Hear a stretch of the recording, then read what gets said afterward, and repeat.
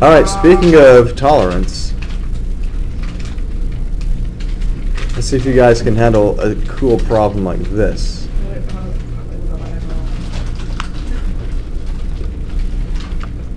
How about 10 x to the third y to the fourth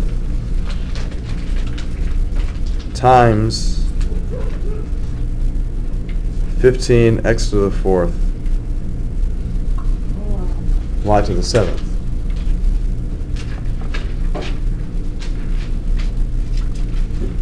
Now before we freak out about this, you remember that we were at the beginning of class today talking about the product rule for radicals. So I could put all of this together in one radical, right? Now I want you to be careful about this because I want to save you guys some work. I could do 10 times 15 and get a large number, but then what would I have to do with that large number? Square root. Factor it. I have to factor it. So why don't I just keep this factored as 10 times 15? I think it'll make my life a lot easier. But when it comes to exponents, that's something where you do want to go ahead and combine those guys. So how much x do I have? X to the seventh and y to the what? All right. I don't need to worry about those exponents because those guys are really easy to work with inside radicals as we've been seeing today. What about the 10 and 15? What can I do there? Factor that out. How do these guys finish factoring? 2 times 5 and 3 times 5, right? So why is that useful to me? How is that important? 5. I have a pair of 5s, right? So that's enough to get me what on the outside? 1 factor of 5. So here we go. Here's my 5. But what's going to be left inside the radical? 6. The leftover factors would be 2 times 3, which gives you 6. Notice how we're only looking at this guy in terms of multiplication. That's how you have to do this. Okay. Now, what is 10 times 15? So, if you had done 10 times 15, you would have gotten 150. And then you have to factor this guy. So you see, we already started with factors. It was already smaller, so why would I multiply to get larger? But if you were to break this down, I hope you would see that 25 times 6, square root of 25 is 5, and you still have a 6 left over. Still the same thing. Now look at your exponents. Look to the easy stuff. How many x's do I get to pull out here? 3. The understood index of 2 goes into 7 3 times with 1 left over. What about the y's? 5. Y to the 5th with what left over? With 1 factor of y. Is there anything else I can do? Am I missing the index? No, it was a square root to begin with, and it's still a square root. So everything is perfectly acceptable here. Any questions about that one? All right. Let me try another one for you.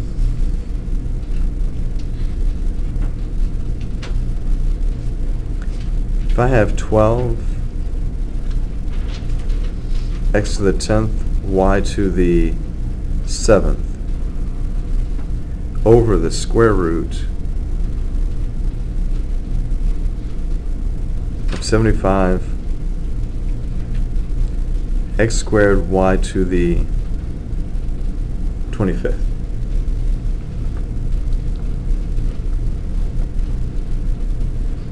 I have one square root divided by another square root. They both have the same index. So this is an example where you could take these two individual guys and make one large fraction. Now, you don't have to do this, but this is for this problem, it's a good thing to do.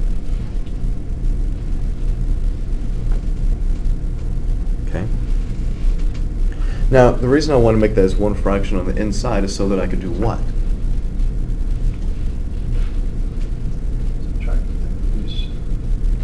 I can reduce this fraction, right?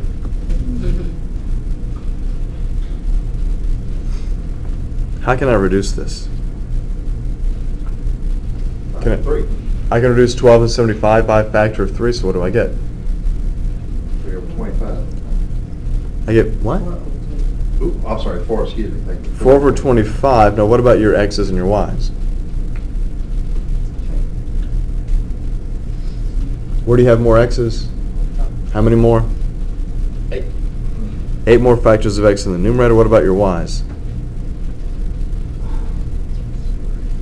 Where do you have more of those? How many more y's do you have at the bottom? You have 18. Now look at this problem. You can take the square root of each of these individual guys because everything is stuck together through multiplication or division. What's the square root of 4? What's the square root of x to the 8th? The square root of x to the 8th is x to the 4th. What about your denominator? What do you get?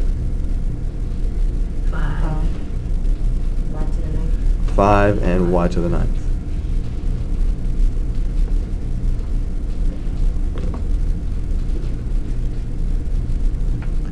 There you go. So sometimes you see that if I make it as one radical, I can simplify first. And the problem's a lot easier to work. Earlier in the semester, we talked about if the top exponent is less than the bottom, what we're supposed to. Yeah, it came up with negative, but we never leave that as a. Right. If you use the quotient rule for exponents, you'd have 7 minus 25. So like this stuff right here would give you y to the negative 18th. But that goes into the denominator as y to the 18th. And what I had said earlier this summer, when we were in 0308, is that when all these exponents are positive, you look to see where do you have more factors of x, where do you have more factors of y. And that's maybe a little bit easier instead of always doing that subtraction and then trying to figure out what the sign's going to be. Like when I look here, in my mind, I'm already expanding out all of the y's and I'm expanding out all of the y's in the bottom as well. All the 7 y's on the top, all the 25 y's on the bottom. And in my mind, I'm canceling those guys. But I'm going to run out of y's to cancel in the numerator, right? And that's going to leave me with what? 18 factors of y in the denominator. No. Well, if you do 7 minus 25, you do get negative 18. But that indicates that needs to go on the other side of the fraction. See, don't do the two ways at the same time. One way is to explicitly use the quotient rule. The top exponent minus the bottom one, you get negative 18, and that goes in the denominator. My little shortcut way that works better for me is to say, all right, if I look at just this,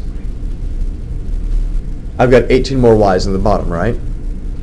So I have 18 more y's in the bottom.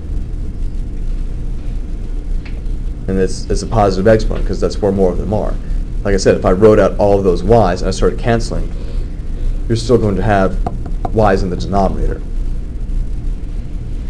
Not negative factors of y, but 18 factors of y in the denominator. Because if we're writing it out as y to the negative 18th by itself, it'd be 1 over y positive Yes. 18. Okay. Yeah, same thing. That's what I was trying to keep from